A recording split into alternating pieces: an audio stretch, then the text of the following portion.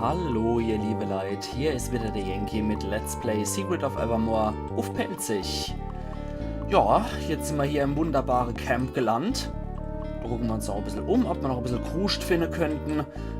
Ich muss gerade mal checken, wie das Verhalten vom Hund aussieht. Ja, das ist nach wie vor gut. Der sucht... Findet auch was? Nö, der schnüffelt nur ein bisschen in der Gegend rum. Da haben wir ein paar Grabgruben, wo wundersamerweise so ein Plattepanzer oder so ein Brustpanzer in der Gegend rumliegt. Und der Hund führt uns... Wo führt er uns dann hier? Irgendwo im Nirgendwo schnüffelt er rum. Aha. Hund, da finde ich nix. Wieder dunner Keitel noch einmal. Nee, komm, das kannst du Hase geben. Da finde ich auf jeden Fall nichts. Sicher ist auf jeden Fall, dass wir jetzt hier diese wunderbare Zauberbrücke-Formel haben. Schön die Statue. Also die machen hier offenbar Ausgrabung. So viel ist sicher. Und wir latschen hier auch schön in der Befunde rum, wie es aussieht. Ja, komm hier. Ohne kannst Achterhase geben, da finden wir auf jeden Fall auch nichts. Und wir sollen jetzt noch der Aare vom Hundestatue gucken. Gut, das machen wir. Und gehen erstmal aus dem Camp vom Hector raus. Und dann gucken wir mal, was wir da anrichten können. Jetzt sind wir wieder in dem Gebiet. Oh, du dreckiger Satyr, hau ab. Und wir haben ja auch erfahren, dass so wie bei Feierach oder Zorazottelzopf die Welt von ihr erdacht wird, die Steinzeitwelt, ist diese antike Welt offensichtlich ein Produkt von der Fantasie vom Hector, der Leiter vom Naturkundemuseum war und wohl ein Historiker war in Großostem. So, das ist jetzt der neueste Stand der Dinge. Und wir wirken doch gleich mal die neue alchemistische Formel, die wir da kriegt haben. Und tada! Was ist denn das hier? 4 Kalksteck von naja, das ist auch nicht verkehrt. So, jetzt wissen wir, wie dort die Brücke verlaufen. 3 Wurzeln haben wir noch gefunden. Gewitter Dunner Keitel. Wie viel können wir jetzt an Krafthauch? Ui, 51 Krafthauch. Das ist nicht verkehrt. Jetzt sind wir da bei der ersten Ruine gelandet. Asche finden wir hier noch. Ich gehe also mal wirklich auf so Gutdünker einfach mal zu irgendwelche Orte, wo ich denke, dass es was zu holen gibt. Autsch, du ekliger Typ. Verseucht er mich. Was sind das überhaupt für Gestalten hier? Wie hießen dann die? Was seid denn ihr für welche? Ihr seid Morbius. Alles klar. Nimm das, Morbius. Da platzt er. Wie im richtigen Leben, wenn ein Mensch stirbt, dann platzt er. Was sind das für Viecher? Sandkrabbler. Okay. Also so findet man die Gegner auch nur raus, indem man sie durch einen Angriffszauber wählt. Ui, 50 einfach so an Schade ist auch nicht verkehrt. Nee, Mist. Also die scheinen schon etwas schwächer zu sein, die Gegner. Sonst könnte man nicht so viel Schade auf einmal machen. So, gerade mal ein bisschen gucken. Bei der Statue war jetzt nichts. Hund hat dummerweise in die Luft angegriffen. Und Mist. Mistkerl. Sorry. Ich habe echt immer noch was im Halssticker. Das geht über die Dare offensichtlich nicht weg. 2 Mal Schwefel haben wir noch gefunden. Super Sach. Wenigstens hat er mich nicht vergrützt, der eklige Kerl. Nimm das, Morbius. Wobei man hier im Tempel eigentlich schon... Oh, in seinem Skelett finden wir noch ein bisschen Nektar. Njam, njam, njam, njam, njam. Jetzt wissen wir, was der als letztes gegessen hat. Ja, in dem Tempel finden wir eigentlich den Nachfolger von Hitzeblitz. Ja, ist das... Das macht sich aber auch kräftig aus dem Weg hier. Asche. Und dann gehen wir auch in den Tempel hier rein. Ich muss sagen, ich habe es auch mal beim Andi gesagt in den Kommentaren auf Facebook, eigentlich mag ich die Tempel nicht so gern, um ganz ehrlich zu sein. Ich weiß, viele Leute mögen die Welt Antika eigentlich ganz gern. Ich finde sie auch sehr, sehr cool gemacht. Also rein optisch ist Antika, ja, tatsächlich eine richtig, richtig geile Welt. Aber die Tempel sagen mir überhaupt nicht so. Die fand ich schon als Kind eher lästig, um ganz ehrlich zu sein. Von daher habe ich da bei den Tempeln nicht so viel Freude gehabt, um ganz ehrlich zu sein. Und mir sind sie immer noch so ein leichter Dorn im Arsch, muss ich ganz offen gestehen. Du hast genug Nektar, okay. Sei gegrüßt, Freund. Magst du Spielstand speichern? Ja, das ist doch mal eine Idee. Im Kolossia-Tempel sind wir jetzt. Tschüss. Alles klar. Tja, Hund. Da finden wir leider nichts.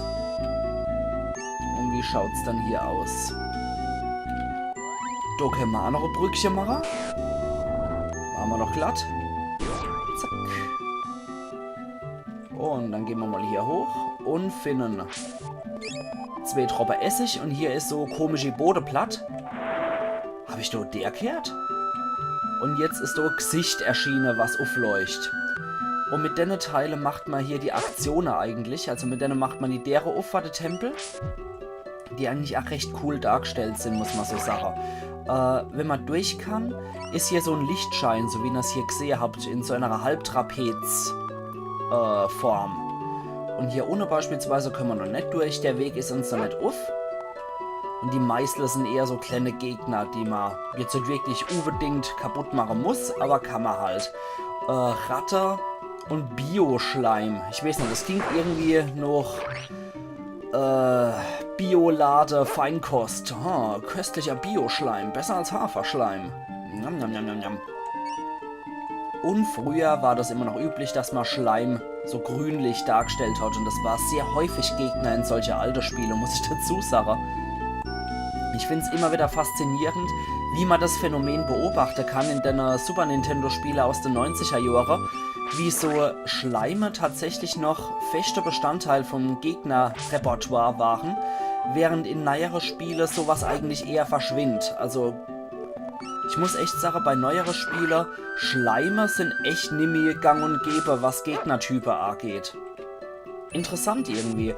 Ich weiß auch nicht, woher das kommt. Eventuell aus solche Filme wie der Blob oder so, dass man sich in den 90er da intensiver mit solcher Gegnertypen befasst hat. Ich kann's gar nicht sagen. Gab es in den 90er Remake von der Blob? Vielleicht auch geschuldet aus dem 80er Jahre Kurt Russell Verfilmung mit, wie hieß es dann mit der Eisstation? Das Ding, glaube ich, ne? Und Kurt Russell, wo er in der Eisstation war und man findet dann so in so einer Ausgrabung, die von Norweger geleitet wurde, leckt da wieder genug, okay, dass dort offensichtlich irgendeine Alien-Kreatur ist, die sich dann auch in verschiedene Leute verwandeln kann. Das Ding aus einer anderen Welt hieß es, glaube ich, genau. Und eventuell auch solche Filme geschuldet, dass man das in der späten 80er als Remake gemacht hat. Ich kann es nicht sagen. Warum der Hype in den 90er Jahren wirklich so hoch war mit einer Schleimgegner. Aber der hat anscheinend in der späten 90er und in der Anfang 2000er noch gelost. Schleime findet man eigentlich echt ganz, ganz selten. 3-mal Schwefel gefunden, ach gut. Findet man ganz, ganz selten noch als Gegner, würde ich sagen. Oder kennt ihr noch irgendwelche Spiele aus der 2000er Jahre, wo tatsächlich Schleime, grüne Schleime, Blobs und so weiter noch Gegner waren? Mir fällt jetzt eigentlich nichts ein, um ehrlich zu sein. Ein Vertreter von den Schleimgegner ist definitiv auch Lufia. Wenn ihr das kennt, das werde ich auf jeden Fall auch noch Let's Player im Laufe der Zeit. Und in Lufia gibt es ja wirklich einen ganzen Hype dort rum, weil mehrere Blobs da vorkommen. Also ein grüner Blob, ein blauer Blob, ein roter Blob. Das ist ja schon fast kultiviert in Lufia, könnte man sagen, der Gegnertyp. Jetzt bin ich aber selber gerade noch am Überlegen, wo es hier lang geht. Das hat mich jetzt nur gerade echt fasziniert, warum solche Schleime wirklich explizite Gegnertypen waren in den 90er. Faszinierend ist es allemal, wie ich finde. Okidoki. Dann hätte man hier noch etwas mit Zauberbrücke. Gucken wir mal, wo uns das hier führt. Hund schnüffelt schon kräftig auf dem Weg. Das scheint uns wohl nur hier zu einem benachbarten Gebiet zu führen. Und so ein Blob versperrt uns mal wieder den Weg. Der Bioschleim. Ja, ich finde es definitiv faszinierend, was Gegnertypen in Super Nintendo-Spiele angeht. 2-mal Asche sind drin. Okay, dafür hat es sich zumindest mal gelohnt, die Formel A zu schmeißen. Also ich werde es auch weiter hier im Ach behalten, was diverse andere... Ackermann erreicht Level 14, sehr geil, was andere Gegnertypen angeht, weil ich sowas 100%ig sehr, sehr faszinierend finde. Und zack, auf die Schniss. Und noch einmal, du stinkiger Satyr. Da unten haben wir wieder so ein Teil, was wir drehen können, um einen weiteren Weg zu öffnen. Boah, die machen aber auch echt schade, die Kerle. Reißenrei wie ein Schaufelbagger, da die Kerle. Mann, oh Meter. So, jetzt wieder aufs Blöppchen. Leverwurst erreicht Level 13. Sehr, sehr gut. Wobei ich das Gefühl habe, dass der Hund hier in dem Spiel definitiv bevorzugt wird. Und, boah, wo kommt denn der wieder her? Jeremias Zuckerhut. Wobei ich echt sagen muss, dass der Hund in dem Spiel schon tatsächlich bevorteilt wird, was seine Werte angeht, was seine Verteidigungswerte, seine Angriffswerte und so weiter angeht. Das ist schon sehr stark spürbar in dem Spiel. Nochmal auf die Schniss. Allein schon wie viel Schade der Kerle da macht. Das ist echt heftig. Boah. Ich muss gerade mal reingucken, nachdem ich mich jetzt geheilt habe. Ich muss jedes Mal wieder lachen, wenn ich sehe, dass der Charakter einfach Ackermann heißt. Ich find's großartig. Da muss ich mich mich selber dazu beglückwünschen. Ich find's geil. Nee, Quatsch, das wollte ich nicht gucken. Ich wollte beim Waffe-Level reingucken. Okay, 271, das heißt, wir haben auch bald Level 3 mit dem Speer erreicht. Dann wird's auf jeden Fall sehr, sehr cool werden. Ich denke, das könnte beim Kolossia-Tempel definitiv noch erreichen. Jesus, erleiht Jeremias Zuckerhut, gewittert du nach Keitel noch einmal. Jedes Mal stoße ich auf so ein dappisches Saatür. So, also wieder auf die Schniss drauf. Platsch. 3-mal Normaltreffer und dann ist so ein Bio-Schleim auch platt. Ich finde, ich sollte auch mal wieder ein bisschen mehr mit Level arbeiten hier mit meinem Speer. Zack. Das ist so wie, als hätte ich einen zweimal getroffen und dann ein drittes Mal mit einem normalen Angriff und dann ist der auch platt. Dappischer Satyr. Dappischer Satyr. Kreine kenn dich. Kreine. Hund, du schwebst gerade in der Luft rum. Aber es ist definitiv nicht vergessen, dass da noch ein Schalter ist. Also keine Angst. Das finden wir schon noch raus. Moment. Nee. Ab und zu muss ich da mal wirklich drauf achten. Weil gerade im Kolossia-Tempel ist es allgegenwärtig mit der Wand, dass man durch die Wände schlüpfen kann, um zu versteckten Gebiete zu kommen. Platsch. Das werden wir auf jeden Fall noch bei so einem Zwischengegner gut merken. Satyr. Oh, jetzt habe ich auf alle aus Versehen gemacht. Das war auch nicht beabsichtigt. Egal, für den hat es auf jeden Fall gereicht. Alter, hat hier ein Corner-Champion sein Lager aufgeschlagen. Überall diese Schädel. Schädel für den Schädelthron! Und drauf. Drauf und der Wetter, finden wir hier was? Wie der schon guckt und der Schädel hier, Alter. Kotz. So, jetzt habe ich was freigeschaltet wieder. Also, liebe Kinder, tretet auf Gesichter am Boden und es werden sich Türen öffnen. Das ist die kryptische Vorausschau des Tages. Okay, jetzt müssen wir nochmal zurück und müssen nochmal an dem Hevel ziehen. Beziehungsweise an dem kleinen Türmchen, um dort einen Weg wieder freizuschalten. Weil diese Hevel, die sich an dem obersten Würfel drehen lassen, um was freizuschalten, da passiert dann was. Jetzt muss ich es noch mal finden. Das war da und da und aua. Ich habe die neckisch Angewohnheit, hier offensichtlich in jeden Scheiß reinzurennen, wenn ein Gegner kommt. Gut, Ackermann, renn, als würdest du die Rieverfelder rennen. Dummel dich, Kerl. Es pressiert. Autsch. Und rennt in jeden Satyr rein. 50 Juwelen sind in der Asche von seiner Überrechte drin. Das nenne ich auch mal einen Erfolg. Nein! Hundangriffslevel 3. Sehr, sehr geil. Sehr, sehr geil. Das enden wir doch gleich mal. Dann wird er zwar noch ein bisschen länger brauchen, aber das macht nichts. Der hat sich jetzt voll aufgeladen und der geht jetzt so richtig ab. Das sehen wir auch, dass der Balke jetzt dicker wird. Und wenn der Hund dann angreift, dann haut das richtig rein. Achtung, lassen wir gerade mal angreifen. 238 im Vergleich zu 160, was er sonst so an Standardschaden macht. Das ist enorm. Also der Hund ist definitiv ein sehr starker Damage-Dealer als Verbündeter. Das kann man getrost so sagen. So, Ackermann, dummel dich. Es geht auf die Rievefelder. Die Krummbeere warten auf dich, Ackermann. So, ich hoffe, es kommt kein Gegner, der nicht wieder reinstürmt.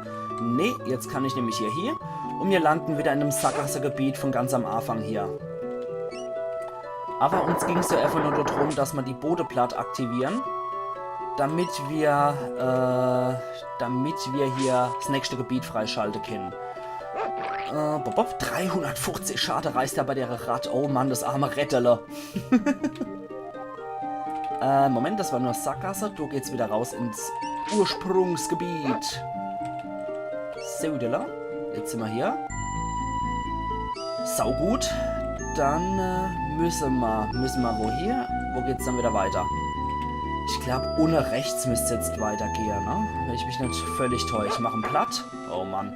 Leverwurst. Ab und zu hast du auch nicht wirklich Zielwasser gesoffen. 2 auf Endstreich. Tob dich aus. Oh je. Oder triff halt Kenner. Wiedwit. Ist auch sehr geil auf Pelzig. Wie du willst. Hier ist einfach nur Wiedwit oder Wiedwilst. Aber Wiedwit finde ich eigentlich persönlich besser. Aller hopp, jetzt geht's durch rein und du treffen mal so einen gemeine kleine Zwischengegner. Ah na, was bist dann du für einer? Oh nein, das ist der Mini-Taurus. Das klingt irgendwie wie so ein Familie-Van. Testen Sie den Mini-Taurus. Das ist aber auch ein kleiner Zornickel, muss man echt dazu sagen. Allein schon, wie der sich da bewegt und so rumgiftelt. Kleiner wie statt Zornickel. Zack. Wie er auch so auf dem Boden noch auftritt. 111 Schade mache ich. Da macht unser Leverwurst bestimmt richtig Schade. Uiuiuiui. Ja, also von Zwischengegner ist der echt nicht verkehrt. Ich muss aber sagen, die Zwischenboss-Musik finde ich irgendwie zu chillig. Aber es ist auch ein chilliger Mini-Boss-Kampf. 3 Mal Schade gemacht und das Vieh ist am Arsch. Also hat sich relativ fix erledigt, wenn man mit einem gescheiten Level hier tanzt. Und es entsteht ein Gesichtsplatt.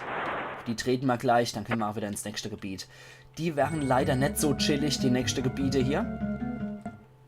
Und ich jetzt sage, ich würde am liebsten nochmal zwischenspeichern. Wo ist dann jetzt frei? Donut. Alle Hopf jetzt noch einmal zwischen Speichern. Boah, Leverwurst, du hast die Ratte in Friede. Apropos Hunde und Ratte. Habt ihr eigentlich gewusst, dass der Yorkshire Terrier speziell für die Rattejagd gezüchtet worden ist im 19. Jahrhundert? Die Hen in der Taverne damals tatsächlich drauf gewettet. Da hat man in jeder Kneipe, in so einer Eckkneipe, beziehungsweise in so einer wiechte Proletarier-Kneipe, hat man drauf wetten können, da waren so kleine Arena im Boden eingelost. Da hat man drauf wetten können, wie schnell so ein Yorkshire Terrier die Ratte kaputt macht, die man in die Grube reinschmeißt. Also, es ist ganz interessant. Also die Yorkshire Terrier ist an sich ein Kampfhund, aber spezialisiert auf Rattejagd. Dass der unter die Zwischenräume von der Häuser klettert und dort die Ratte platt macht. Ist es sehr nett, die Zwischeninfo, wie ich finde. Und es wird mal so ein kleiner winzige Yorkshire Terrier gar nicht ansehen, wenn man dort dann die Tasche sich so anguckt. Ach ja. Wunder der Züchtung. So, jetzt müssen wir nochmal gucken, wie wir das hier machen. Da braucht man nämlich eine spezielle Combo, um wo reinzukommen. So können wir da reinkommen. Da finden wir Flügel. Interessant, was machen Flügel? Red Bull? Flügel, ja. Ich kann zumindest nur insofern spoilern, dass Flügel uns rausbringen aus dem Gebiet. Aber da wir jetzt auf die Bodenplatte getreten hin und alles soweit freigesetzt worden ist, müssen wir gerade nochmal aus dem Gebiet rausgehen. Und können wieder zurück und dann geht's weiter zu der nächsten Kombi, die wir reintreten. So, so und so. Nee, Quatsch, das hat auch nichts gebracht. Ja, ich muss da einfach nochmal ausprobieren. Ich kann ja nicht alles im Kopf haben. Das müsst ihr mal echt noch sehen. Dann war das vielleicht so, so und so. Nee. Mann. Wahrscheinlich habe ich jetzt gerade wieder die Selb-Dubbig-Kombo gemacht. Seht's mir bitte noch, ihr liebe Leid. So, so, so. Ah, sehr schön. Ich bin froh, wenn ich die Kombinationen hier vorbei habe. Die Pizza-Kombinationen. Und du hast genug Nektar. Na, herzlichen Dank. Das hat's jetzt richtig gebracht. Du machst da hier den Riss. Nur um zu sehen, hast genug Nektar. Herzlichen Dank. Aller Hopf, dann ist, glaube ich, das einfachste. So, so und so. Genau, und da wird unser eigentlicher Hauptweg weiter geöffnet für uns. Da können wir hier ins nächste Gebiet reingehen. Oh, das ist das. Ich lieb's hier ohne Ende. Hui, da ist eine neue Art von Schleim. Was bist denn du für ein Kumpel? Du bist der Sabberblob. Aber ich glaube, in ganz viele verschiedene Spiele heißen Gegner wirklich Sabberblob. Das ist ein sehr beliebter, kultivierter Gegnername. Moment, jetzt muss ich gerade nochmal gucken, wie ich da rauskomme. Autsch, irgendein Vieh ist mal hinterher gesticken. Moment. Autsch. Hör doch auf. So, da. Was ist dann hier nachher gegammelt? Auf jeden Fall könnt ihr hier bei dem Licht sehen, dass man hier einsteigen kann. Ich muss nur den Weg nochmal hier richtig finden.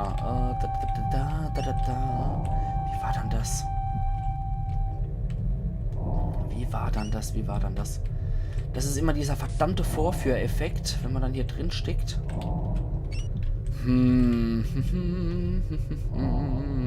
Da ist es doch.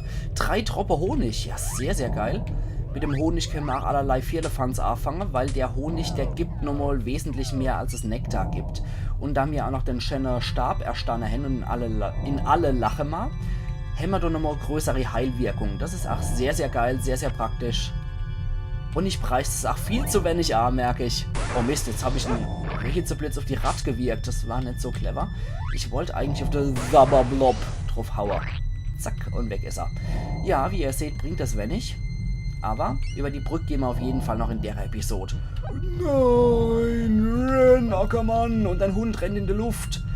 Ah, der gute Schwebe-Windhund. Wer kennt sie nicht? Wunderbare Rasse, gezüchtet, um über schwebende Brücke zu rennen, die rumstürzen und die dann in der Luft hängen. Genau, aus dem Grund ist der Hund gezüchtet worden. Denken Sie mal drüber nach. Da geht's noch hier durch. Und was passiert, wenn wir da durchgehen? Was passiert hier? Nein!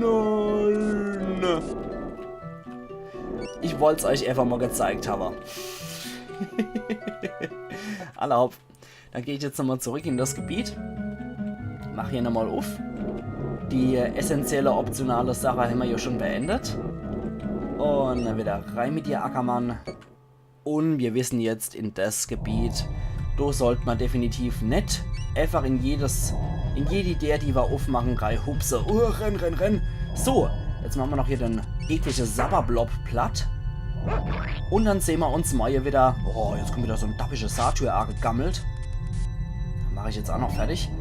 Und wir sehen uns dann morgen zu Let's Play Secret of Evermore auf Pelzig. Also machen's gut und bis morgen, ihr liebe Leute. Manometer. Kommen sie von überall wieder, die Gegner. Man hat nie gegnerfreie Zone hier, merke ich. Oh, Mann. Mach sie fertig. Hund. Schlimm. Da will man abmoderieren und dann kommen überall diese Ekelviecher aus dem Nichts aufgetaucht. Blah. Hopf, machen fertig.